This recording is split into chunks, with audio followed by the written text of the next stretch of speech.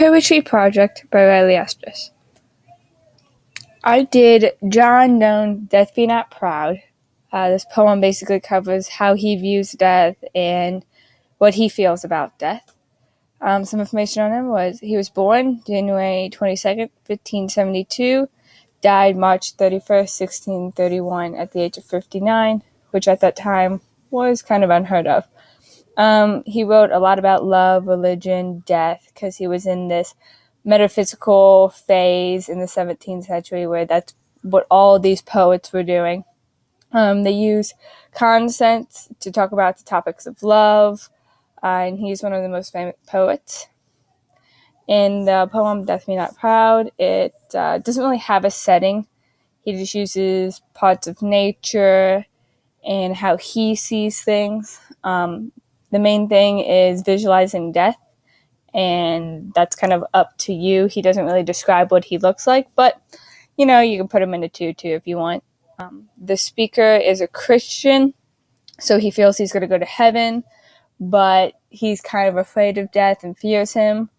But at line 9, he takes this turn and is like, you know what, death, you're a slave and you're stupid, and I'm going to go to heaven and it's going to be great. The rhyme scheme, like any sonnet, is A, B, A, B, C, D, C, D, so on. The next one I did was Edmund Spenser's Sonnet 30. It talks about his love and how he feels about this girl, and when he was born sometime in the 1550s. There's really no record back then, but they do know that he died January 13th in 1599. He was a craftsman of English poetry and how we view it and how we use it now. And he had a couple really epic poems that even the queen heard of and was like, wow, this is great. In Sonnet 30, he uses a paradox in line 2 through 4.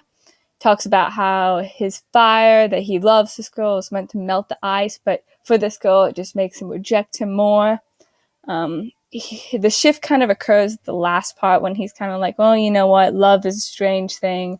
I think I'm just going to give up. There's no point forcing this girl to like me.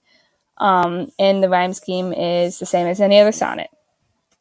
The last one I did was William Shakespeare's Sonnet 29, and it kind of goes with the themes of so this guy views death, and then he talks about his lover, and now this is this guy viewing himself and how he sees himself in the world. About William, we don't really know when he was born, but we do have his baptized date, so we're assuming he was born a couple years before that, or maybe a couple months. He did die April 23rd in 1616. He wrote plays, poems, he was an actor, he created a globe. He kind of became a really famous person that time. He was during the English Renaissance where art and literature, and that was a really popular thing, so people wanted to go see these plays that were epic and talked about love and death, and he did most of his works between 1589 and 1613. In Sonnet 29, like I said, it focuses on a man and how he sees himself. There's not really any setting. It's kind of just this guy talking about himself and what he's done and how he feels people view him and what they do. But at line 9, he's like, you know what? I'm good. I'm a great person.